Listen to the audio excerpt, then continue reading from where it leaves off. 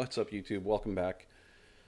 Alright, so this is the finishing of the horizontal stab. I've got the right skin there and I'm getting it all set up by putting that nose rib in. Hopefully I don't forget anything. This is sadly the second time I'm recording all of this audio. Brand new microphone, and apparently I forgot to check to see if it was even recording. So yeah, here we go again. Anyhow, nose rib. It gets clecoed in and then you rivet that top side. Once it's all riveted, I'm going to temporarily put the rest of the ribs in to help hold the skin together, and then I'm going to get that bottom side riveted, which is a mistake I made on the other skin. I forgot to do that until much later, and thankfully I didn't get to a point where it was unrecoverable. So right now I'm just fighting to get those ribs in, and the very nose part of all of those ribs up in that leading edge of the skin is a real pain to try and get in there without bending ribs or digging into the skin. Same thing here. I'm carefully trying to course this thing down into the position it needs to go into without letting those dig in or bend and get the holes to line up.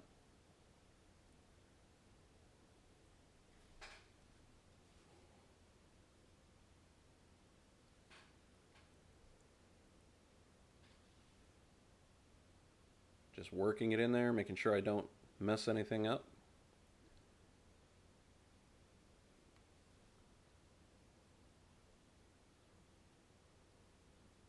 And now I can go ahead and start riveting that bottom side of that forward rib.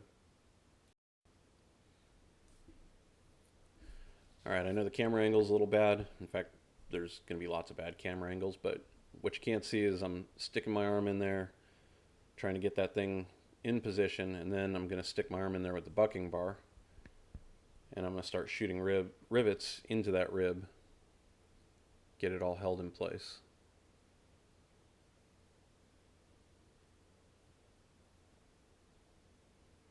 For this, I'm just using my little tungsten bucking bar, which is really dense and really tiny, so it gets into a lot of good tight spots. It works really well for that stuff.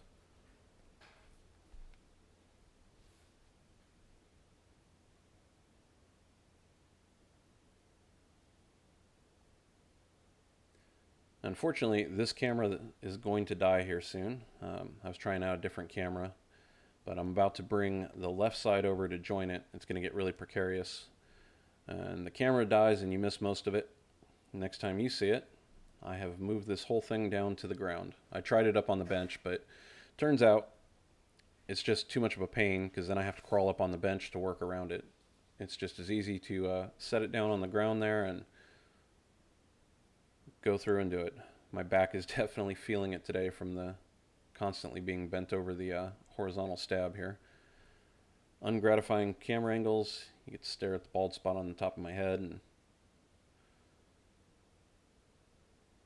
but you can kind of see what I'm doing there. I'm running along and I'm throwing rivets into that forward spar.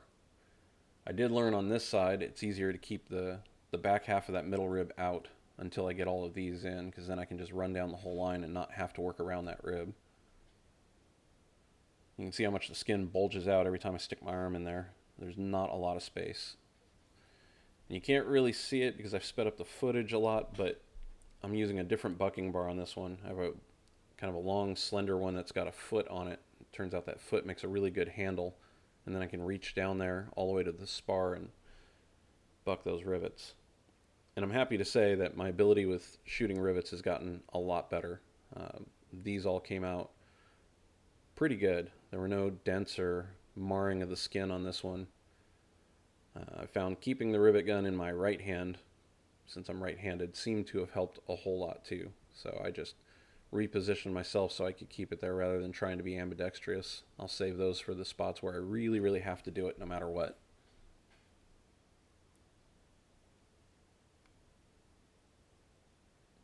So I went through, did that entire line with the clecos in, and then I went and pulled all the clecos out of that other side, and now I'm going through and setting the rest of those rivets. And then I'm going to come over to this side and you'll get to see me do it all over again.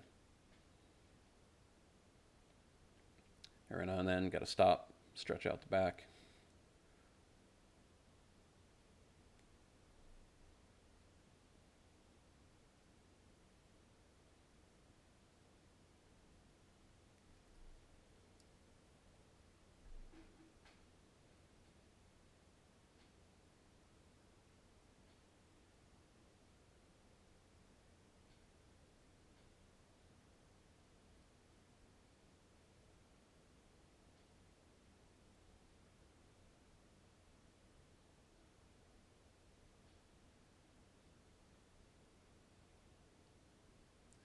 And you see me set that one cleco right there.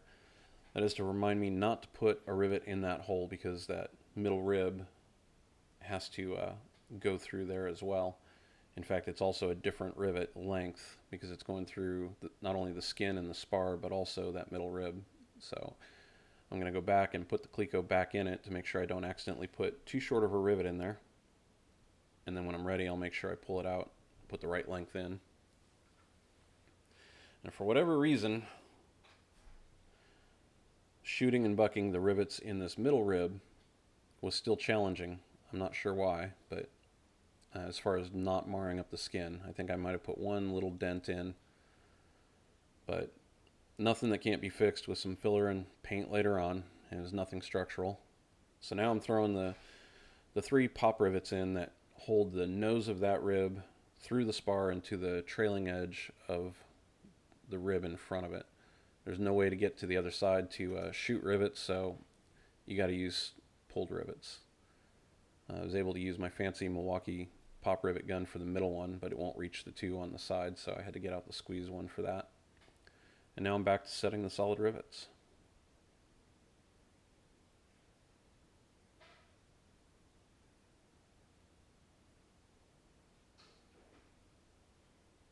There's that one special longer rivet, and then the rest are normal. I think they were 3.5 thickness for the skin.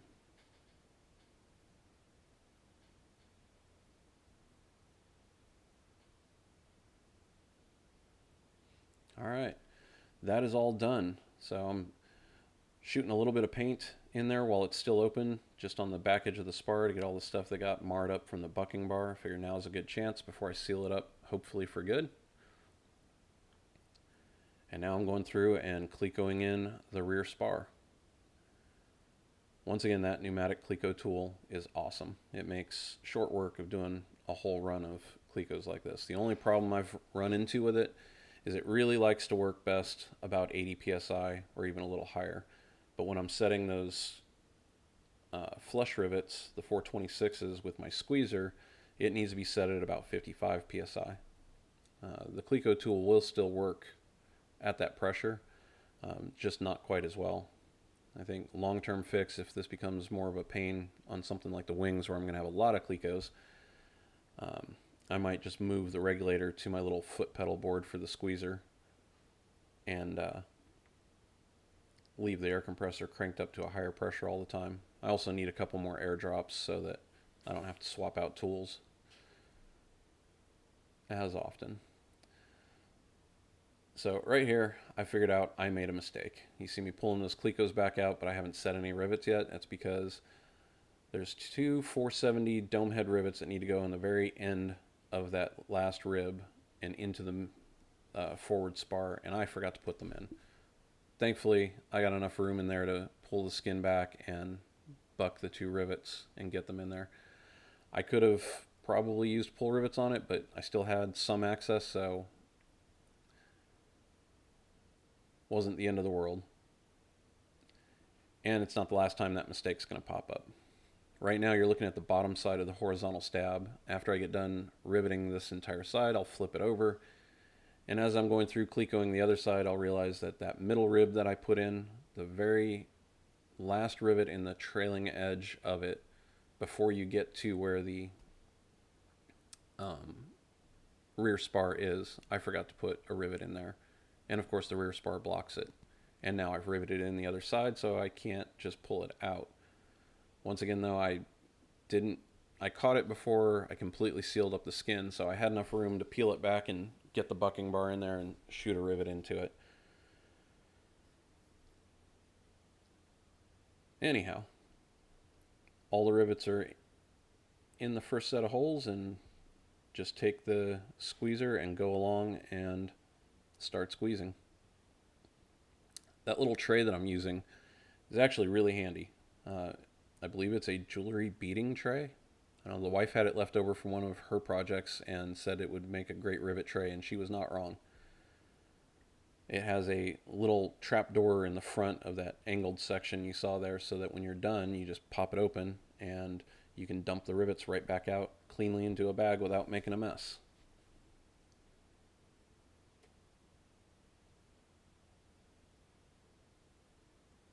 Happy to say the squeezer is still working flawlessly, which is good because that was a lot of rivets and it made very short work of it. And in case anybody out there is curious, because I know I was, and I did the math because there was so much prep that went into match drilling all of these holes, deburring them, cleaning them, dimpling them. At some point, I did get curious while I was taking a break as to how many holes there are just in the skins. And on one side alone, between the top and bottom, just in the skins, not counting ribs and everything else, there are 216 holes that need to be match drilled, deburred, dimpled, and then ultimately riveted. So I don't know how much more of that kind of math I'm going to do, because that's just depressing, and this isn't even the biggest part by far on the plane. So last run of rivets for this side, all put in place, and then it's just a matter of going through and squeezing them. And honestly, my big old fat fingers, I think it's a whole lot quicker squeezing them than it is for me to even pull them out of that tray and stick them in the holes. Those rivets are very tiny and not the easiest thing to maneuver and get into those holes all the time.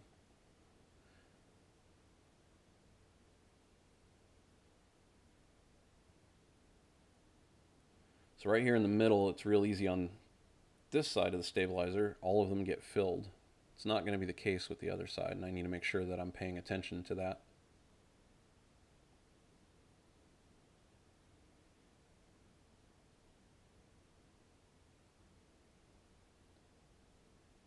I know it's real exciting. I'd make a dad joke about riveting, or it being riveting here soon, but it's too early for that.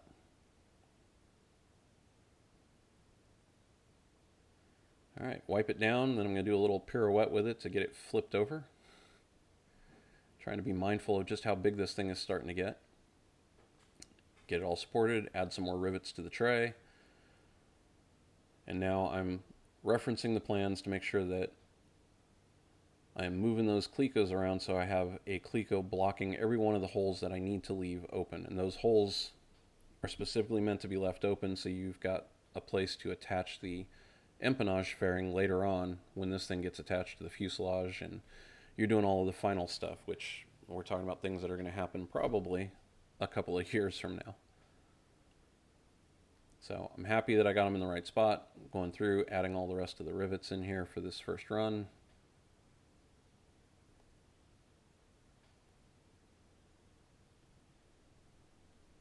And right there is where I saw that I forgot to put that rivet in the trailing or the back edge of that middle rib, and I'm contemplating how I'm going to fix it. I thought I got video of it, but I didn't. Like I said, ultimately I pulled clecos out and got enough room with the skin to get my hand in there, and I got it in there. So now I'm playing catch up and going along and squeezing all those rivets.